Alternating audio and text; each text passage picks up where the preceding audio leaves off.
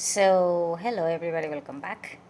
I wanted to continue talking to you about the zombie survival game for real life situation thing. And so, spoiler alert, I'm going to be talking about something that it's a series on YouTube. It's in Spanish from Spain. So obviously, if I'm going to be talking about the series, then I'm going to be telling you what is happening. So, just letting you know. So, anyway, this series is kind of weird because it doesn't have how to put it, like, like an order of things or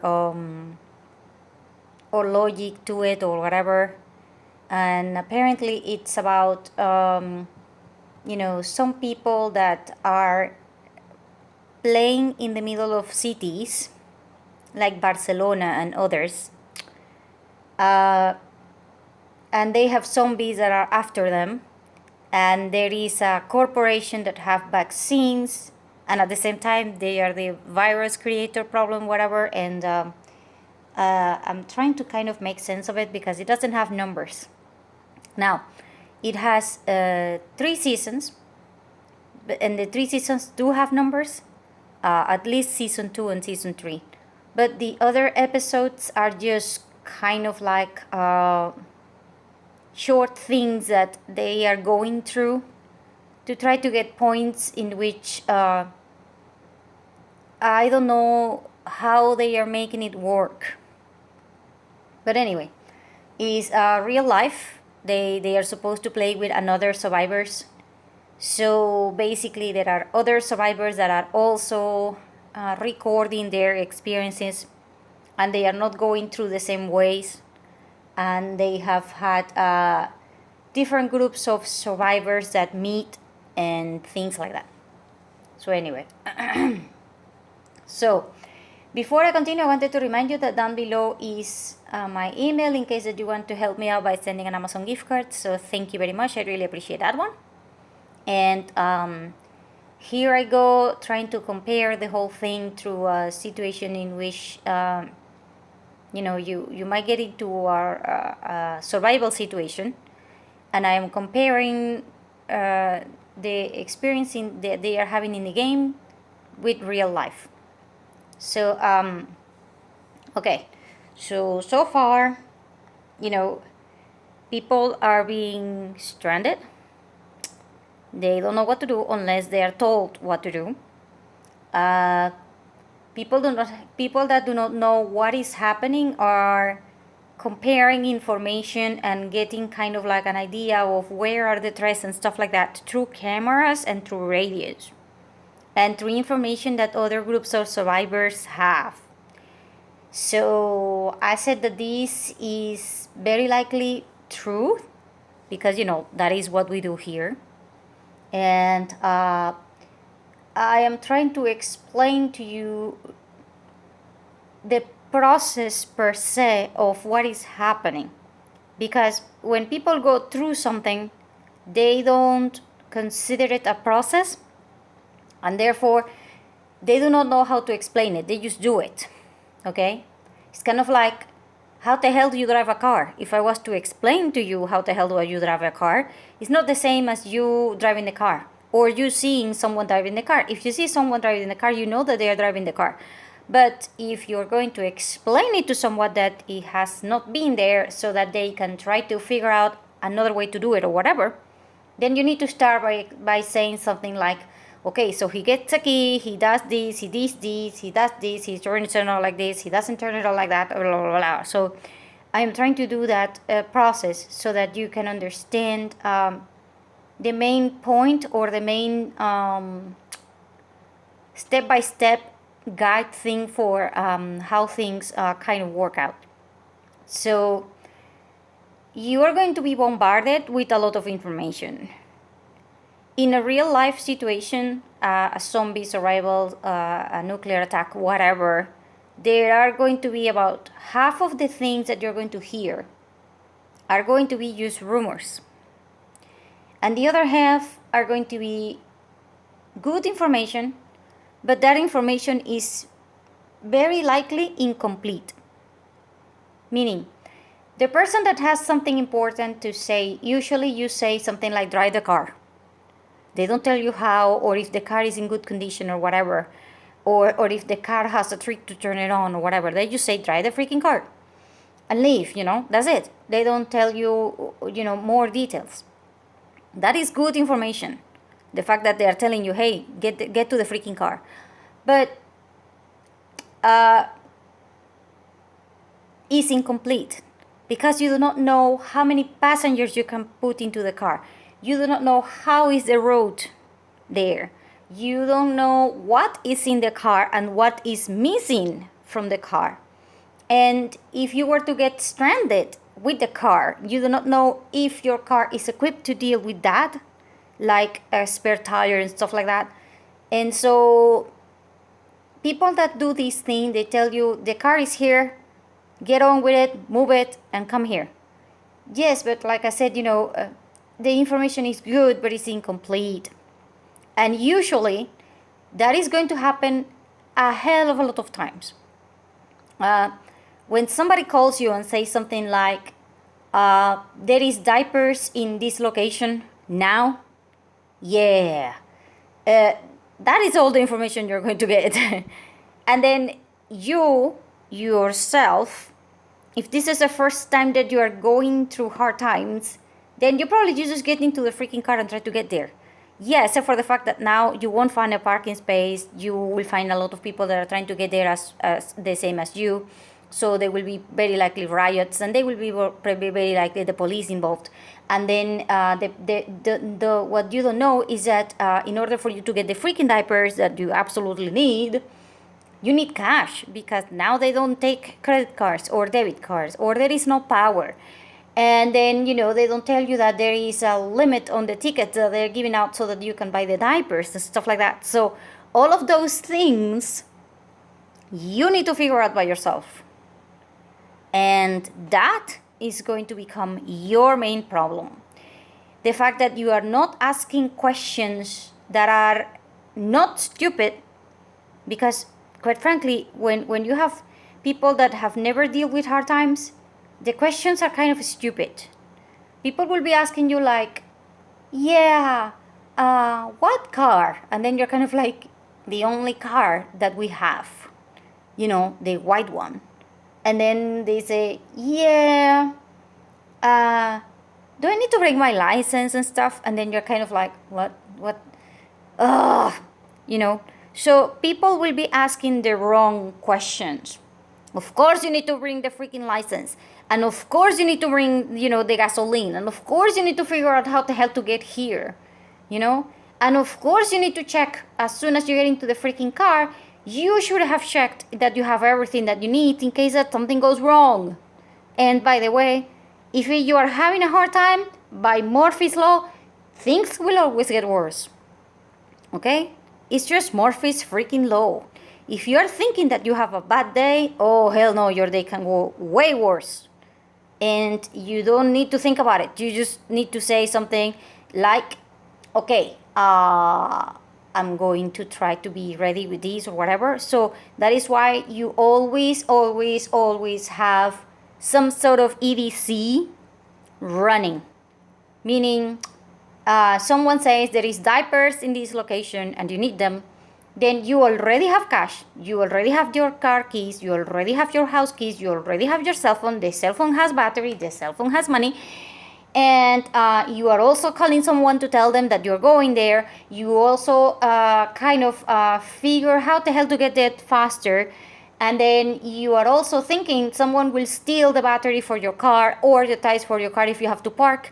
Therefore, you are calling your friend so that your friend can take the freaking car, and while you try to figure out how the hell to get into the line and how the hell to do this thing. So you need to come up with your own way of dealing with all of the problems associated with you driving the car. And not only that, but you gotta figure out what to do with the information. Meaning, the first thing that you ask, how many diapers are they selling and how much people is there? Because that is the main concern. If they have only 100 diapers and they have 1,000 people already try to get to those diapers, then it is not worth your time or your effort to try to get there. However, if they say something like, oh, no, the truck just arrived and no one is here, oh, hell, you better get there in less than 5 minutes. Otherwise, you're done. You're not getting the freaking diapers. So, so you need to ask the right questions. And the right questions, you probably have like about a minute, because usually the radio will go down, or the internet won't work, or the person doesn't know, or whoever sent the message, is just turning off their cell phone because they are fighting in the middle of that crowd to try to get the freaking diapers. So they are not going to be asking for more details or telling you more details, because they're already dealing with the freaking problem. So, for example, when I go to the supermarket and I find something important, I go and then I write it down fast, like a WhatsApp message. And then I just send it. And then I turn the notifications and everything off in my cell phone. Why? Well, let's see. If I have a lot of people nearby and, they are trying to get my things from the shopping cart and stuff, I am not going to be checking my cell phone. So I don't care if I get 100 messages, unless it is my mother calling or someone like that. I'm not answering. So if I send a message, I will probably wait like maybe a minute or two, and then, that's it. And then if a friend of mine calls me for the information, I might say something like, yeah, publish in the group that is this much and this many people trying to get it. So that people can know if it is worth going there. Because if you are trying to fight 1,000 people that are trying to get 100 diapers and you are 20 minutes late, then what the hell? You just wasted gasoline, you wasted money, you wasted time, you wasted your friends' time, you wasted everything. Because you need to stop, and you need to ask the right question. The right question will be, how many resources do they have? Is it okay? Do you think it will work? It's like you saying, okay, I'm going to a FEMA camp. Yeah, how many people are trying to get there? Well, we have 500 beds in the shelter, but we have 3,000 people trying to get in. Yeah, then that shelter is not good for you. Yeah, how many, do you have food? Yes. How much food do you have? Well, we have about, 10 pounds per person. Okay, how many people are in line? Well, about 600 people. And how much does it take for each one of you to try to get the food and whatever? Well, we're giving the food for about 2 minutes per person. So, so that you just let it, so then you have to figure out how the hell, because the line is going to take this amount of time. And you need to figure out how you are going to stay in line for that long. Because if you need to go to the bathroom, how the hell are you going to do it if you're in the line? And if it is too sunny or too windy or too rainy or whatever, you need to figure out how the hell are you going to make the line. If it is worth it, then you need to figure out what the process of that is going to be. Now, this is going to be done through experience. There is no way in hell that everybody can tell you exactly how things are going to be. I just tell you general tips, like people will steal things from you in the line. If you have things that are the same, like for example the propane tank and stuff, and then every single person has propane tanks just like yours, then you need to mark yours, because otherwise they will just swap them with yours, and then you might end up being with propane tanks that are, damaged or nothing, or they might steal them from you or whatever. So there are tips that are kind of, logical and sense thing, like a step thing is just normal. Any Venezuelan could probably know these things, but other people are going to be like, yeah, what the hell is that? I mean, I'm in a line and I don't think anybody will steal from me. Yeah, I'm sorry, did you say you were in, bad times? Then, yeah, I'm sorry, it's just the way things are. If you have kids that are waiting for that propane or whatever, then you're probably going to get to the point of trying to get the propane tanks for other people. So whatever, some people will do it, other people won't, obviously, but you need to be prepared for that. So you need to ask fast the right questions, because the person might be able to answer you, but only in a window of time. And 10 minutes later or 20 minutes later, that information might be worth nothing, because it is only first come, first served. That's it. You're done. There is no more, because resources are limited. And therefore, I am thinking throughout this TV series how the guy is trying to get to many places, and every time he gets there, either the zombies that were there are not there anymore, and they have moved to someplace else, and then he's trying to go through a place and he can't, and then he tries to go through things that are just moving around and things like that, and the information it's changing. So if the information is changing, you need to try to adapt to the fact that it will be changing, and you have a window of time in which it will be stable, and then it will change. And that is going to be done through experience. It's kind of like, yeah, there are 3 zombies in the building. Yeah, that was half an hour ago. But some jerk just decided to make a lot of noise, and now there are 50. Because you were there half an hour later. And now there are not 3, there are 50. So, it's kind of like that.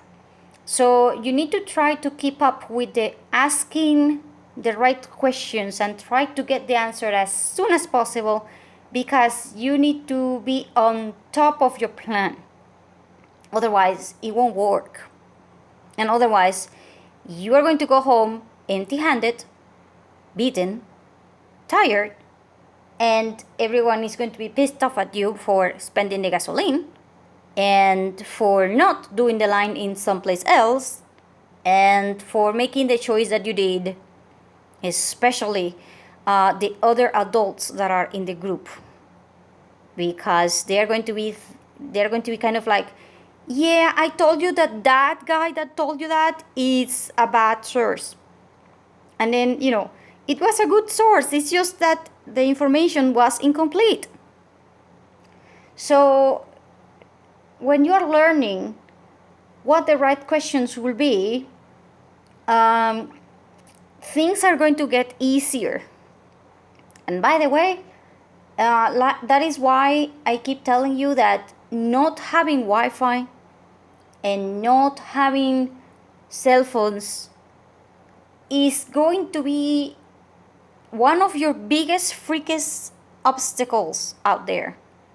And along with that one will be the problem of roads. If the road is damaged, you are not getting there. And the third problem will be your freaking car or your transportation vehicle. If your car is not working, or your car is working and you park it, yeah, everybody else will want to get your freaking car. It's kind of like you saw the movie World of Wars with Tom Cruise, right? That he says, we have the only car that works and that is worth killing for. Yeah, that is going to be kind of like your thinking. You need to think that everybody will want your batteries from your car. Everybody will want your tires. Everybody will want the things from your car. See? So, in fact, in the series, there are at least 2 or 3 episodes in which a guy is trying to steal a car from the protagonist. And then the other one is driving, but they don't know how to drive the other car, whatever, and they're having troubles with the car because, you need to change the tire and stuff. And some people don't even know how the hell to change a tire. So all of these things are important. Because if you are with a guy, you are a woman, and then you are with a guy, you assume automatically that he knows how the hell to change a tire. Yeah, don't make that mistake. Just because he is a man doesn't mean that he will know how the hell to change a tire. Not happening. half of the men right there, right now, do not know how the hell to change a tire. And if you ask them why don't you know, do you not know how the hell to change a tire? The answer is, well, I don't have a car, so I never learned. Yeah. So don't bother, okay? Just try to ask the right questions, try to get the information fast. And in order for you to do this, you need to have like a very, very, very specific filter for key people that you think are trustworthy. If you are going through all social media from everybody, you are getting nowhere and you're going to go crazy and you're going to lose it in literally 1 hour. You will have panic attack, anxiety attacks, and you will go literally you will go so overload with information and crazy that you will just collapse and you will start having heart attacks and literally you will die. So no, you need to focus on three tops, five, no more than five people that you absolutely trust, and you need to try to make them local people, not just national, because if you're in Washington and someone is telling you what is happening in Florida, that doesn't help you. You need to have local people that you trust. And you need to talk to them beforehand so that every time that they send information, they send the information with all of the details so that nobody has to call them again. And then in your groups, you say something like, if you find diapers, please let us know how many people are there, where they are, and what time are you getting this, and how long is the line, okay? Please put all of the information complete. And then you teach people how to put up a message. Because if you do not teach people how to put up the message, then you're getting information incomplete and then you're screwed. And the people that you follow, like I said, no more than 5, because if you follow 25 people, you're going to go crazy. It's like that. You trust 2 or 3 or 5 people tops, and then you tell them, and then you make sure that they remember to put everything together with a time and a place, and then you move on. And that's how you kind of deal with this situation. But in the game, they don't seem to be doing this. They just seem to be kind of like, yeah, this group said this group said that, and we are taking a break. By the way, they're taking breaks frequently. Which is very realistic, because in the movies nobody takes breaks, like never. Oh hell no, you're not, you're taking breaks like every half an hour, especially if you have been running or you have been fighting with other people trying to get things. So, I just wanted to talk to you about this process because I find it very, very, very interesting. And I don't know, I think that I will probably